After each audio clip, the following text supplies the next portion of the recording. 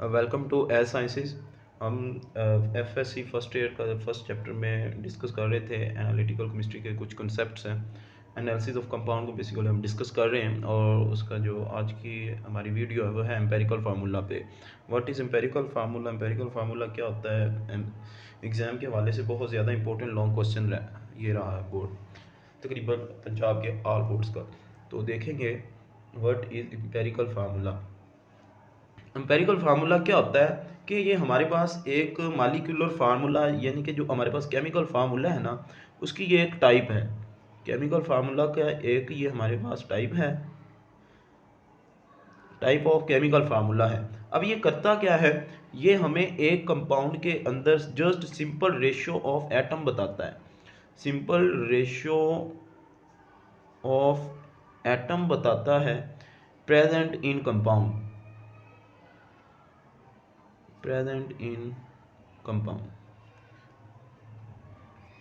ये हमारे पास simple ratio देता है हमें। अब इसी के साथ एक होता है फार्मूला जिसे हम मालिकुलर फार्मूला बताते हैं। मालिकुलर फार्मूला जो होता है वो बेसिकली हमें एक्चुअल नंबर ऑफ एटम बताता है। मालिकुलर फार्मूला में हमें जो है वो एक्चुअल नंबर ऑफ एटम्स मिलते हैं। नंबर ऑफ एटम जो होते हैं किसी भी कंपाउंड के अंदर जो प्रेजेंट होते हैं वो हमें पता चलता है मालिकुलर फार्मूला से। तो अब ये जो एम्पेरिकल फार्मूला है ये बेसिकली ड्राइव किया जा सकता है कहाँ से? आपके जो ये जो मालिकुलर फार्मूला है इसको हम ड्राइव कर सकते हैं एम्पेरिकल फार्मूला से। इसका हमने एक फार्मूला पढ़ा हुआ 9th क्लास में कि जो मालिकुलर फार्मूला होता है ये रिलेशन पूछ लेता, what is relationship between molecular formula and empirical formula. तो जो मालिकुलर फार्मूला होता है ये इक्वल होता है n वैल्यू इनटू आपके पास एम्पेरिकल फार्मूला।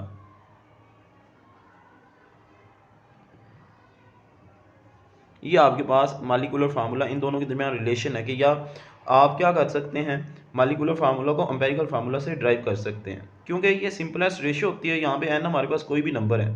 फॉर एग्जांपल अगर ग्लूकोज का जो हमारे पास एम्पेरिकल फार्मूला वो होता है CH6O। तो अब यहाँ से हम मालिकुलर फार्मूला निकाल सकते हैं बड़ी आसानी से। अगर हम इसको 6 से मल्टीप्लाई कर दें, ये जो n वैल्यू ये हम 6 से मल्टीप्लाई कर दें तो हम इसे क्या कर सकते हैं, इसका मालिकुलर फार्मूला लिख सकते हैं।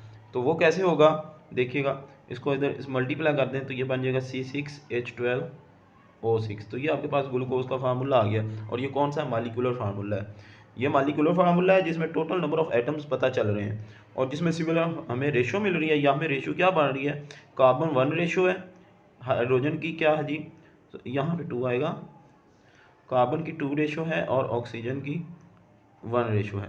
तो ये इसमें क्या है, ग्लूकोज के अंदर, ग्लूकोज के अंदर कार्बन 1 रेशो है, हाइड्रोजन के साथ 2 रेशो और ऑक्सीजन 1 रेशो है। तो ये हमारे पास होता है एम्पेरिकल फार्मूला। अब एम्पेरिकल फार्मूला को हम ड्राइव कैसे कर सकते हैं कि आपको एक डिफरेंट दे दी जाए, वैल्यूज़ दे दी हैं और हमें उससे क्या फाइंड करना हो जी, एम्पेरिकल फार्मूला फाइंड करना। तो वो हम कैसे फाइंड कर सकते हैं, तो देखते हैं। उसके लिए कुछ हमारे पास स्टेप्स होते हैं। तो सबसे पहले हम क्या करते हैं, वो स्टेप्स हमारे पास क्या हैं? स्टेप सबसे पहले तो आपने परसेंटेज कंपोजिशन फाइंड करनी है। परसेंटेज कंपोजिशन, परसेंटेज कंपोजिशन के हवाले से मैं एक वीडियो बना चुका हूँ जिसमें हमने क्वांटिटेटिव और क्वालिटेटिव एनालिसिस को डिस्कस किया था। साथ ही उसके मैंने परसेंटेज कंपोजिशन के बारे में भी बताया कि परसेंटेज कंपोजिशन कैसे फाइंड करती है। अगर किसी बच्चे को नहीं पता तो वो मेरी वो पीछे वाली वीडियो देख सकता है जिसमें मैंने बताया हुआ कि परसेंटेज कंपोजिशन हम कैसे फाइंड करते हैं। अब क्या है, जो नेक्स्ट स्टेप हमारे पास है वो बेसिकली हम क्या करते हैं, नंबर ऑफ मोल्स फाइंड करते हैं। नंबर ऑफ मोल्स फाइंड करते हैं।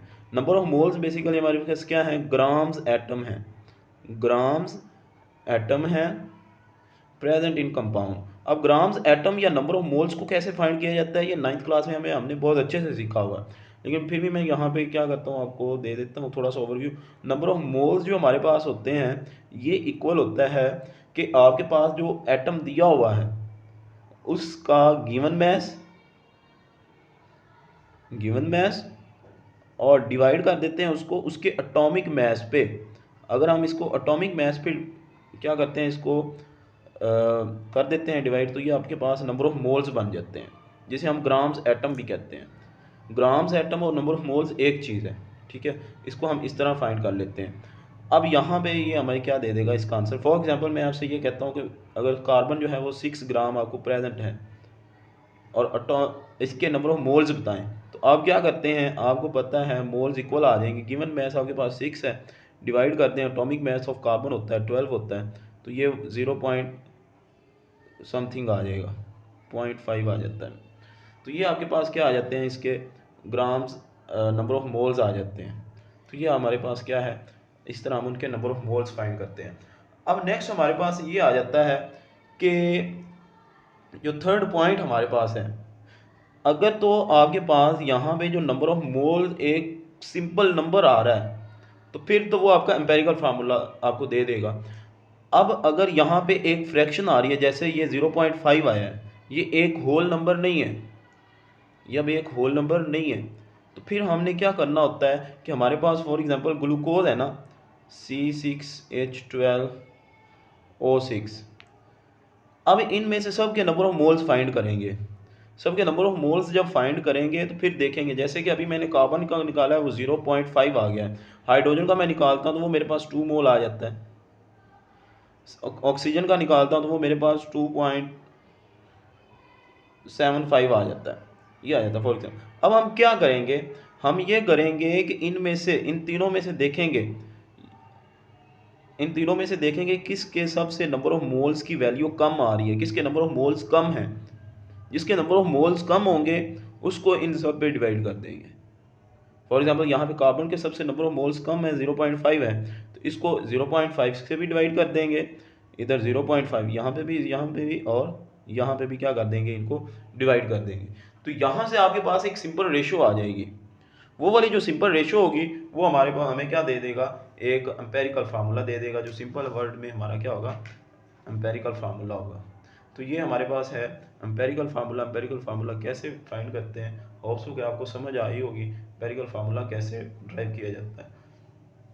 अब जो हमारे पास एम्पेरिकल फार्मूला है, इसको हम एक और तरीके से भी क्या कर सकते हैं, फाइंड कर सकते हैं, और वो हमारे पास है कंबर्शन एनालिसिस होता है।